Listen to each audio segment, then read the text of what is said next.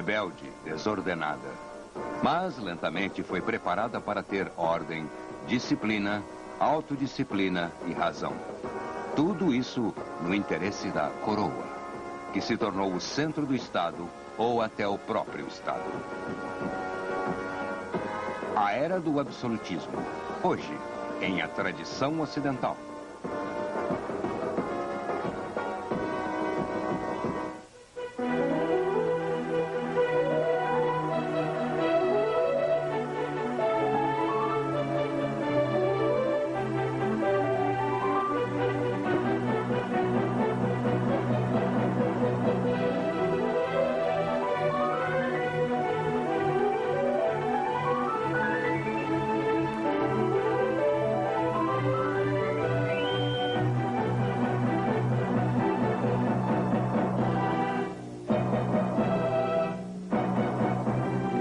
O professor da Universidade da Califórnia, Eugene Weber, em sua jornada através da história da civilização ocidental. A Europa do século XVII foi a era do absolutismo, a doutrina e prática da autoridade centralizada e poder soberano absoluto representados pelo rei. O absolutismo político não era nada de novo, mas o seu modelo moderno era uma resposta à desordem do Estado feudal em declínio e às divisões do conflito religioso. Achava-se que ordem, paz, tranquilidade e prosperidade pudessem ser melhor asseguradas por uma autoridade central, contra a qual nem a igreja, nem os lordes feudais, nem as tradições locais pudessem prevalecer. O argumento mais simples para o absolutismo monárquico era que seus reis obtinham sua autoridade de Deus. Nesta versão, o direito divino dos reis reinarem permitia não apenas que controlassem seus súditos, como também a igreja. Assim, o conflito medieval entre os poderes secular e espiritual foi resolvido no século XVII a favor do poder secular, mesmo em países católicos.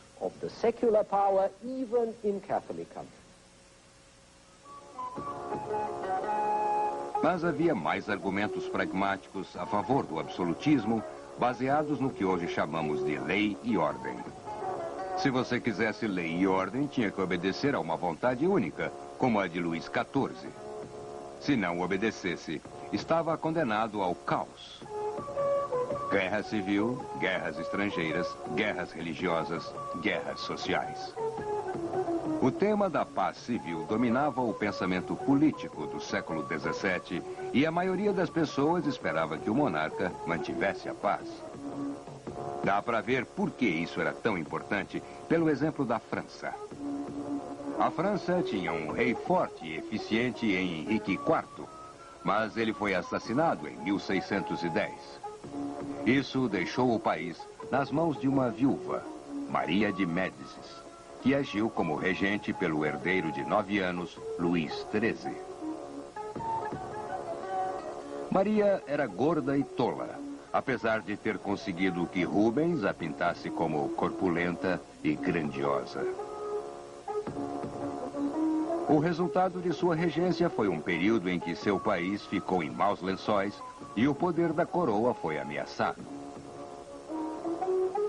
Quando Luís XIII cresceu, ele encontrou em seu primeiro-ministro um homem de coragem e talento, o cardeal Richelieu.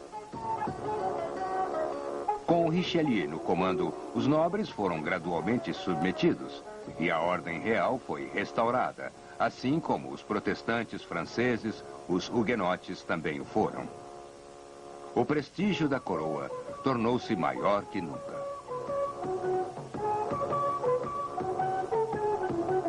Fez-se isso muito bem no romance de Alexandre Dumas, Os Três Mosqueteiros, que trata de 4 nobres no regimento da Guarda Real: Athos, Porthos, Aramis e D'Artagnan.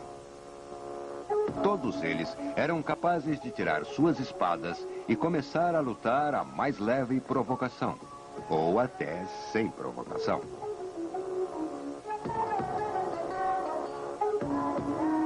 O vilão da história era o cardeal Richelieu. Sendo um homem da ordem, ele não apreciava todo esse distúrbio e punia qualquer perturbação da paz. Se olharmos isso no contexto, veremos que apesar de Luís XIV e Richelieu apreciarem um bom espadachim, achavam que deveriam reprimir o duelo, como tiveram que reprimir a guerra particular de nobres e invasões de castelos. Então, no romance, eles punem levemente D'Artagnan por lutar em público, mas na vida real, decepam a cabeça de um duque por desobedecer os éditos reais contra a luta.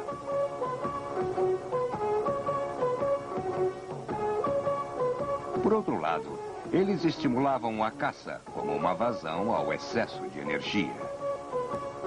Queriam que os nobres se divertissem, sem queimar vilarejos e sem matar outros nobres, que podiam ser úteis no exército do rei.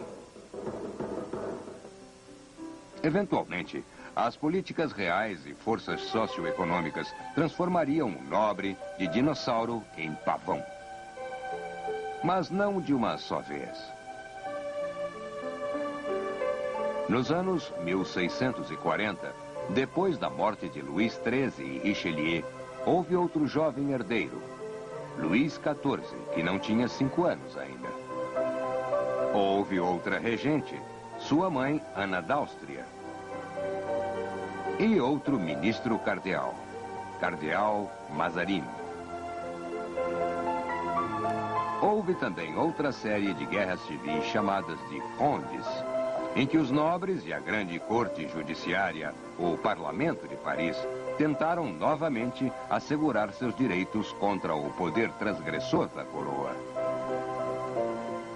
Essa foi a última batalha desesperada da nobreza para se salvar da subordinação e da decadência. Eles eram especialistas em lutar contra animais, e a nova era não precisava mais deles. A nova era queria produtores, negociantes, advogados, administradores e burocratas. Soldados também, é claro. E o modelo vivo de D'Artagnan iria terminar sua carreira como comandante dos mosqueteiros do rei. Se queria soldados disciplinados, não do tipo Rambo.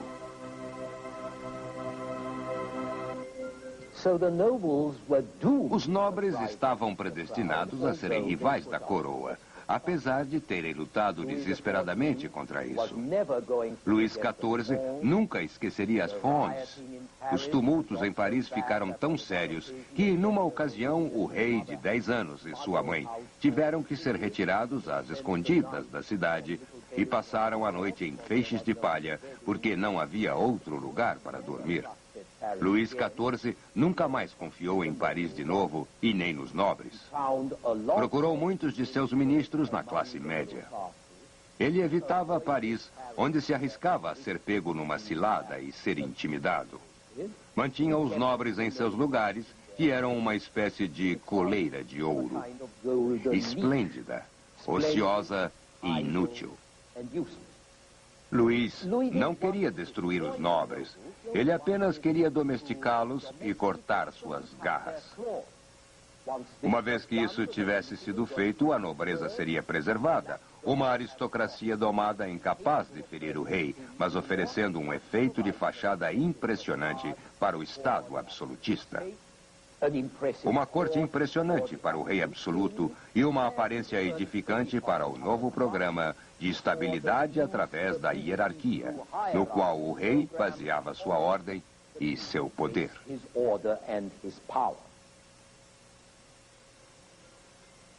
A nobreza girava em torno do rei como os planetas giram em torno do Sol. A propósito, não é por isso que Luís era conhecido como o Rei Sol, mas sim porque os que lhe renderam as homenagens póstumas o compararam a Apolo, o deus Sol. Mas se era o próprio Sol brilhante, até sua morte em 1715, Luís, acima de tudo, era o centro do Estado. De fato, ele era o Estado. Daí a famosa afirmação, l'État c'est moi, eu sou o Estado, que provavelmente foi l'État est à moi, que quer dizer o Estado é meu.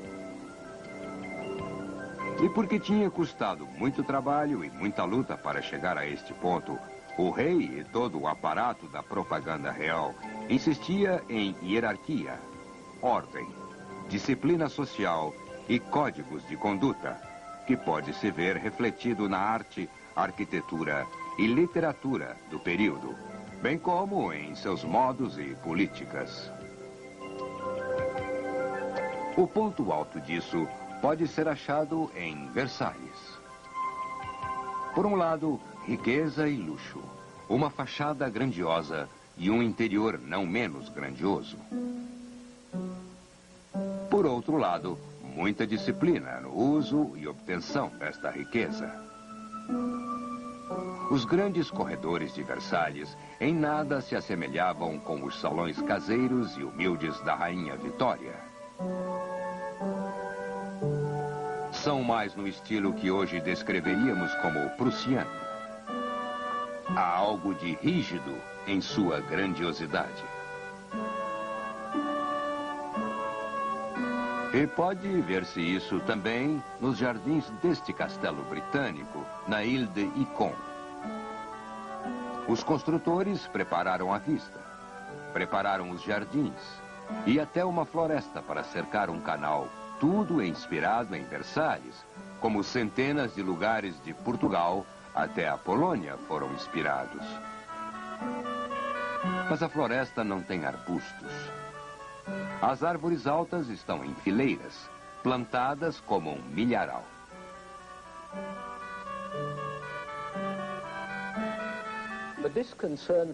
Essa preocupação com a ordem era em si o reflexo e uma reação contra uma época muito desordenada. Lembram de que a corte mudou de Paris para Versalhes porque o rei queria colocar alguma distância entre ele e seus súditos desregrados. Essa distância não tratava só de espaço, mas também uma distância simbólica de qualidade. Uma demonstração concreta de grandeza da coroa, tão impressionante a ponto de torná-la inacessível. A grandeza só é grande se tiver em si uma característica do inacreditável, do maravilhoso, no exato sentido da palavra, criando embevecimento, causando incredulidade. O rei não queria ser temido, queria ser admirado. E queria que as pessoas se emocionassem com a exibição de sua glória a ponto de idolatrá-lo.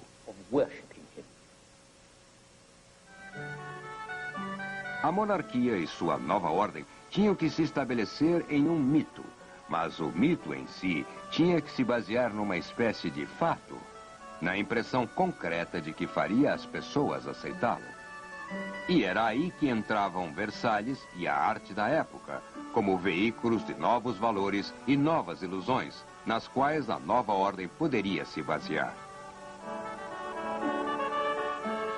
A geração anterior da arte francesa, no início do século XVII, foi diversificada e animada. Vejam o trabalho de Jacques Callot, o mestre escultor que nos deixou um registro sem rivais dos horrores da Guerra dos 30 Anos. Ou a de Philippe de Champagne, fria, mas cheia de paixão reprimida.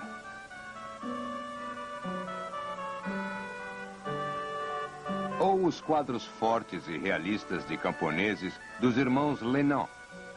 Os irmãos Lenain foram tão rejeitados que ninguém lembrou deles até o século XIX.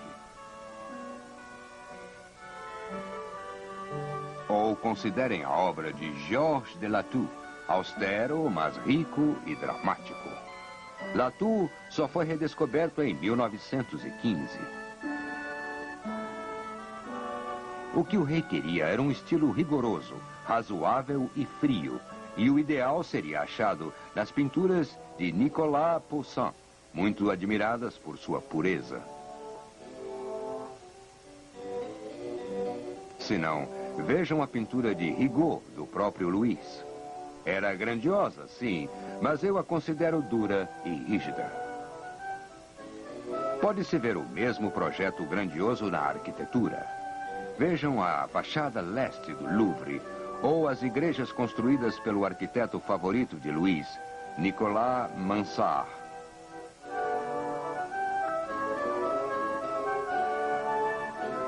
Agora, comparem-nas com as obras de Bernini em Roma. O esplendor romano tinha fantasia e calor. O esplendor francês foi imaginado por burocratas. É frio e inumano. Pode-se dizer com Kenneth Clark que ela reflete o triunfo do Estado autoritário. Também reflete as soluções lógicas que o ministro das Finanças, Colbert, o maior administrador do século XVII, tentava impor em todas as partes da vida pública, especialmente nas artes. Mas também podemos achar a contrapartida deste espírito na obra de Pierre Corneille, um escritor cuja vida de 1605 até 1684 cobre quase todo o período. As tragédias de Corneille, estas são as primeiras edições, sugerem como era difícil sufocar as paixões violentas e desordenadas que ameaçavam a nova ordem e também sugerem o modo pelo qual os feios foram criados.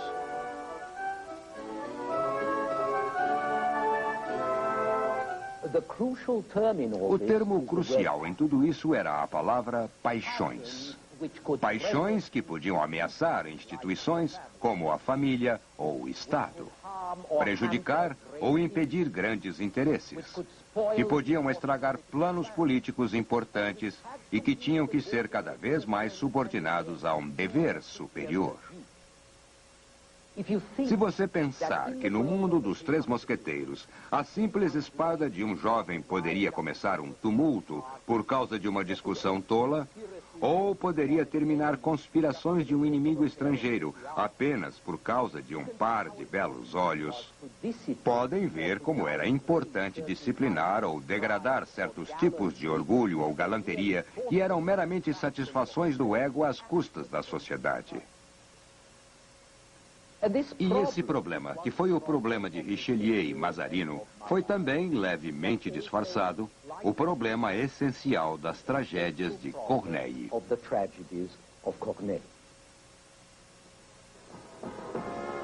A mais conhecida destas tragédias é El Cid, onde o amor precisa se subordinar à honra e ao dever, mesmo às custas da felicidade de dois amantes.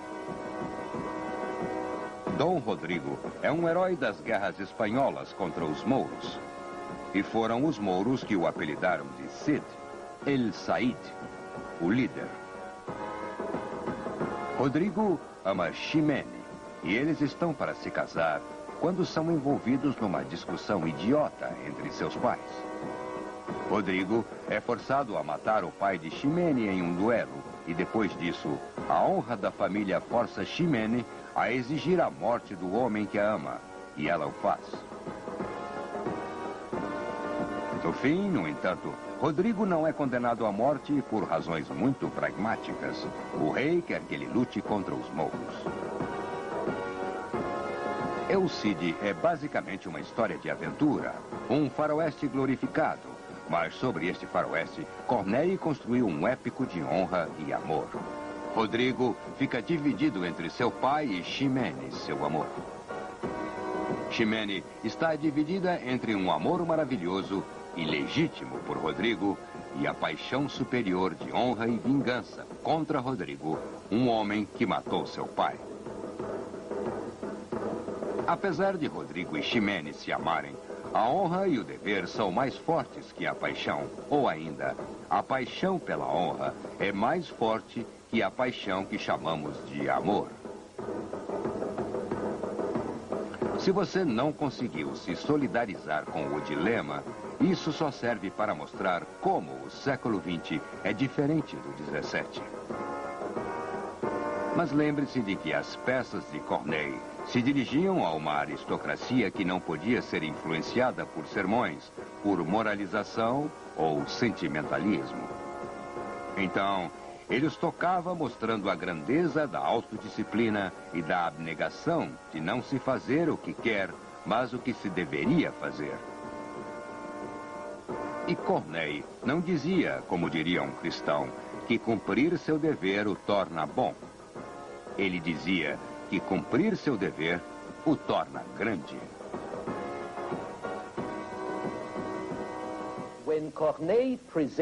Quando Corneille apresentou a luta entre paixão e dever, ela não era uma nova invenção. O que havia de novo em Corneille era que ele mostrava uma paixão legítima em oposição a outra paixão, igualmente legítima. Era importante elevar o debate de uma disputa entre o certo e o errado para uma disputa entre dois certos. Porque o cavalheiro que entrou numa luta não poderia admitir que estava errado. Mas se você começasse estipulando que seus motivos eram honrados, ele, ao menos, pararia para considerar seu argumento. O que Corneille conseguiu, elevando o debate para um plano mais alto. E as pessoas do século XVII que amavam suas histórias de aventura sentiam vagamente que estavam tirando delas algo que ainda não conheciam bem. E eles estavam certos. Não conheciam bem pela simples razão de que isso havia desaparecido com os gregos. O pensamento romano era muito legalista. O pensamento cristão simplista demais para tolerar a ideia de que pudesse haver dois certos, dois lados de um conflito. Essa era uma visão muito sofisticada e servia apenas a mentes muito sofisticadas. E a pequena minoria da sociedade do século XVII, que lia Corneille e que via as peças de Corneille, dificilmente era sofisticada, mas estava ao menos começando a tentar.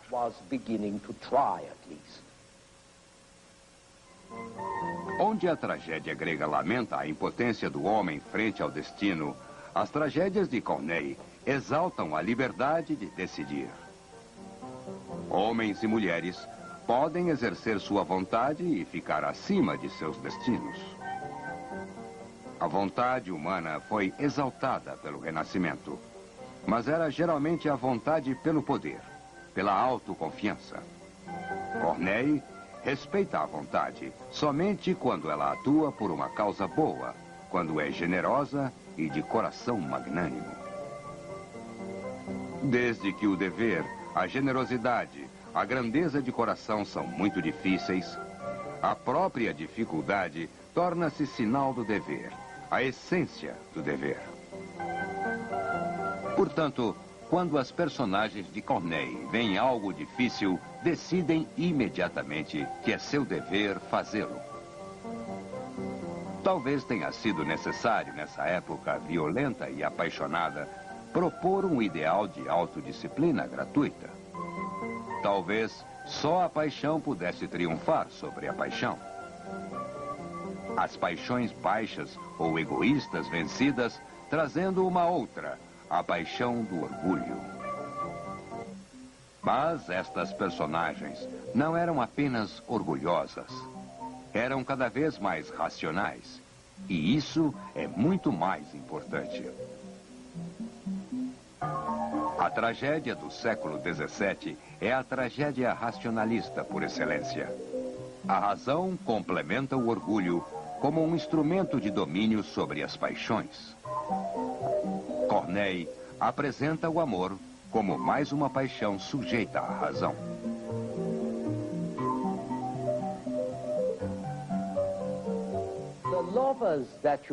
Os amantes que se acham nas peças de Corneille fazem o mesmo tipo de declaração que quaisquer outros amantes fazem. Mas depois explicam fria e logicamente por que é necessário que o amante seja amado, porque o amante deve morrer se não conseguir o que quer. Em outras palavras, eles estabelecem uma identidade entre amor e razão. Argumentam que amam a quem amam como amam, porque é a única coisa razoável a ser feita.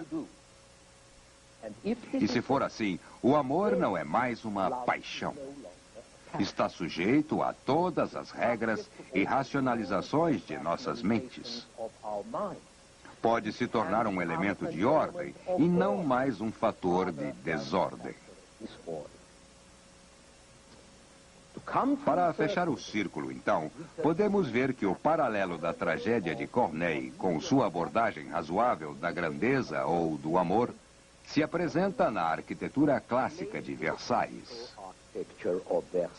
Versalhes tinha a mesma tensão em direção às alturas, o mesmo gosto pela ordem, a mesma subordinação das paixões básicas às mais altas, inclusive o desconforto de Versalhes e sua completa falta de lavatórios. E tinha a mesma característica teatral. E depois da metade do século XVII, Versalhes iria se tornar um símbolo de todo esse tipo de ordem grandiosa, oferecendo o centro, o modelo e a inspiração para toda a Europa, como veremos em nosso próximo programa. In our next program.